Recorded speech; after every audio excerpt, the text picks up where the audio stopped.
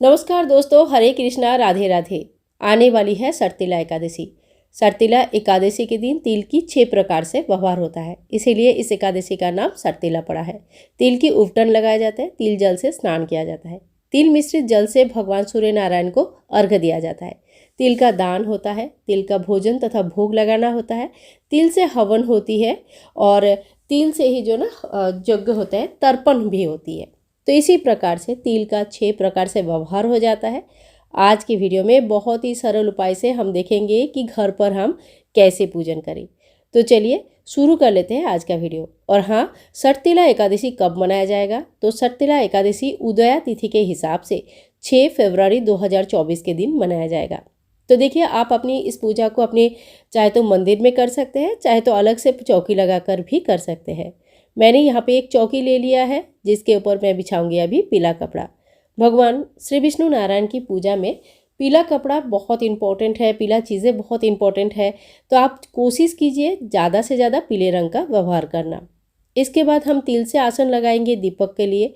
तिल का आसन लगाएंगे श्री विष्णु नारायण जी को स्थापित करने के लिए, और तिल का ही आसन लगाएंगे भगवान श्री कृष्ण के बाल स्वरूप हमारे छोटे से लड्डू गोपाल जी के लिए। तो देखिए, यहाँ पे मैंने दीपक स्थापना कर दिया है।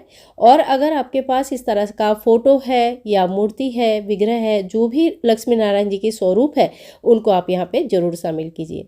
अगर आपके पास लक्ष्मी नारायण जी नहीं है, राधा कृष्ण जी है, तो आप उनका स्थापना करें।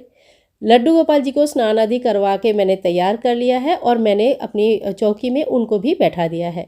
लड्डू गोपाल जी की स्नान कैसे किया जाता है तिल एकादशी के दिन, तो आप जो है ना उस वीडियो को ज़रूर देख लेना। बहुत ही प्यारी सी वीडियो है, जिसमें लड्डू गोपाल जी की विशेष पूजा मैंने आप लोगों के साथ शेयर किया है।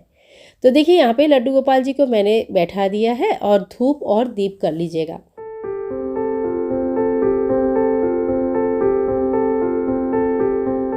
इसके बाद देखिए, एक लोटे में हमने जल ले लिया है। जल में थोड़ी सी हमको तिल डालनी है। आज तिलों का ज़्यादा से ज़्यादा व्यवहार होता है, तो सबसे पहले स्नान जल में तिल डाला जाता है। तो सबसे पहले देखिए, तिल डाल दिया, और फिर फूलों की मदद से थोड़ी सी पानी का इस तरह से छींटा देते हुए भगवान श्री विष्णु नारायण को, माता लक्ष्मी और फोटो में विराजमान सभी देवी देवताओं को हम स्नान कराएंगे। स्नान का भाव करेंगे, क्योंकि फोटो में तो ऐसे स्नान होता नहीं है। लेकिन अगर आपके पास विग्रह है, तो आप जरूर अच्छी तरह से इस दिन उनकी उबटन लगाकर स्नान कराएं। लड्डू गोपाल जी की वीडियो में मैंने आप लोगों से डिटेल्स में शेयर किया है कि विग्रह की पूजन कैसे होती है। इसके बाद जो भी भगवान आपके फोटो में विराजमान है, सभी भगवान को एक्चुअली आपने आह्वान किया है अपने पूजा में, तो इसीलिए सभी को तिलक जरूर करें। हम अपने गोपाल जी को भी तिलक कर देंगे, और सभी भगवान को तिलक करेंगे। माता लक्ष्मी को आप लाल रोली या सिंदूर से तिलक करें। तो देखिए, इस तरह से सभी को तिलक करने के बाद आप दीपक का भी पूजन कर लें, क्योंकि दीपक ही साक्षी होते हैं हमारे पूजा की।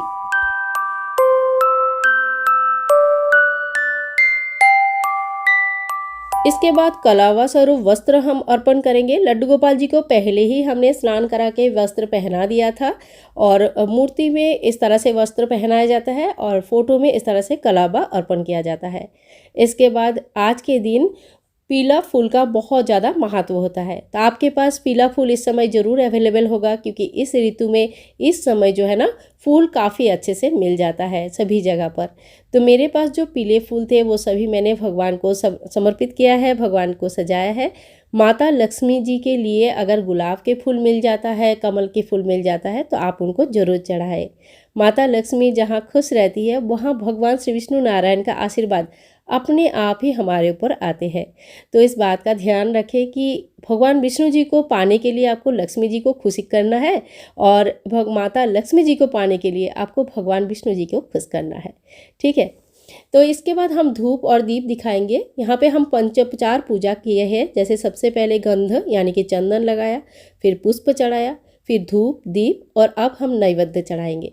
नैवेद्य यानी कि भोग। इस समय भोग में तिल से बना हुआ मिठाई चढ़ाया जाता है। तो आप तिल से कोई भी मिठाई बाजार में भी मिलती है, घर पर भी बना सकते हैं। और भोग के साथ साथ तुलसी दल देना बिल्कुल भी ना भूलें। बिना तुलसी का भोग स्वीकार नहीं होती है। आप बहुत लोग बोलेंगे कि तुलसी है नहीं, सूख गई है, क्या करूं? तो सूखा तुलसी का लकड़ी भी आप चढ़ा सकते हैं, या तुलसी से जो माला बनती है वो भी आप साइड में रख सकते हैं। इसके बाद देखिए 1 लोटा जल आपको लेनी है, थोड़ी सी तिल आपको डालना है। इस जल से आप भगवान सूर्य नारायण को अर्घ जरूर दे दीजिएगा। और अगर आपके घर में कोई पुरुष तर्पण वगैरह करते हैं तो उनको भी आज तिल मिश्रित जल से अपने पूर्वज के लिए तर्पण जरूर करनी चाहिए।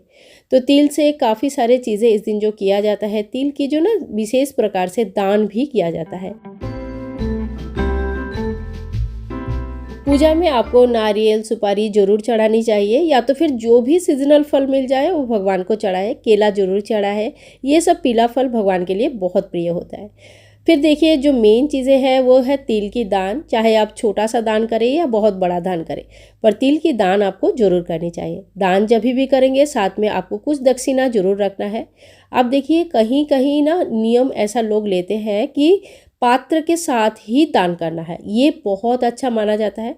लेकिन जब भी आप पात्र के साथ दान करेंगे, थोड़ी सी कोशिश करके अगर संभव है, देखिए अगर आर्थिक स्थिति अच्छी है तो आप जो है ना पीतल या कांसा या तो फिर तांबे के पात्र के साथ दान करें। ठीक है, देखिए आपने अपनी श्रद्धा है, आपने अपनी सामर्थ्य है, मैं ऐसा नहीं बोलूँगी कि आपको करना है, लेकिन अगर हो सके तो अच्छा है। इसके बाद हम पढ़ेंगे महात्म। महात्म के लिए महात्म की बुक आता है, वहाँ से पढ़ सकते हैं। और मैं भी कोशिश करूँगी कि महात्म जो है ना अपलोड कर देने के लिए वीडियो, ताकि आप वहाँ से सुन सके। तो आप वहाँ से भी महात्म सुन सकते हैं। कथा सुनना पढ़ना दोनों ही बहुत ज़्यादा अच्छा माना जाता है। बुक में जब भी आप महात्म पढ़ेंगे, हाथ में एक फूल ले लीजिए, थोड़ी सी तिल और जल ले लीजिए। खाली हाथ कभी भी कोई भी व्रत कथा नहीं पढ़ा जाता है। पढ़ने के बाद हाथ में जो फूल है आप भगवान श्री विष्णु नारायण के सामने रख सकते हैं, या गोपाल जी के सामने रख सकते हैं, या आपने जो बुक पढ़ा है उसके ऊपर भी रख सकते हैं। तो इसी तरह से देखिए हमने पूजन बहुत ही सरल विधि से कर लिया है। और इसके बाद हम करेंगे आरती। तो आरती के लिए आपने जो दीपक प्रज्वलित करके रखा है उससे भी आरती कर सकते हैं। आप अलग से भी दीपक प्रज्वलित कर सकते हैं, या यहाँ पे मैंने आरती जो है ना कपूर से करके आपको दिखा रही हूँ, तो आप कपूर की भी आरती कर सकते हैं। सबसे ज़्यादा जो महत्व रखता है इस दिन हवन की महत्व रखते हैं। हवन कैसे किया जाता है इसकी वीडियो अगर संभव होगा तो मैं ज़रूर अपलोड कर दूँगी, समय मिलेगा तो। लेकिन जो नॉर्मल हवन हम करते हैं, जिसके हवन के एक वीडियो मैं आप लोगों के साथ शेयर कर दूंगी, डिस्क्रिप्शन बॉक्स में आप लोग देख लीजिएगा। नवरात्रि के हवन विधि मैंने आप लोगों से शेयर किया था। तो उसमें खाली क्या करना होता है, हमें तिल से हवन करना होता है। ठीक है, तो इसी तरह से हवन होता है। भगवान श्री विष्णु नारायण के नाम पे आपको 108 बार तिल से हवन करना होता है। अगर 108 बार संभव नहीं है तो आप 21 बार 51 टाइम्स कर सकते हैं। तो देखिए मैंने आरती भी कर लिया, आप लोग भी आरती ले लीजिए। आप लोग हमारे परिवार है, सब लोग हम लोग एक परिवार है, तो आरती आप लोग ज़रूर ले लेना। और आरती होने के बाद थोड़ी सी हाथ में जल लेके आचमन जरूर कर लीजिएगा। तो इसी तरह से शर्तिला एकादशी की पूजन घर पर किया जा सकता है।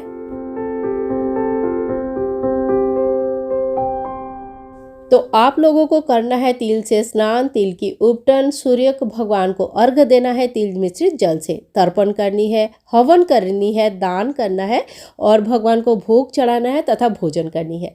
तो तिल का इस तरह से 6 प्रकार से व्यवहार किया जाता है। आशा करती हूँ आज के वीडियो आप लोगों के लिए हेल्पफुल है, और वीडियो पसंद आई तो please like share and comment, channel को सब्सक्राइब करके हमें समृद्ध करें। मिलते हैं नेक्स्ट वीडियो में, तब तक के लिए सभी लोगों को राधे राधे।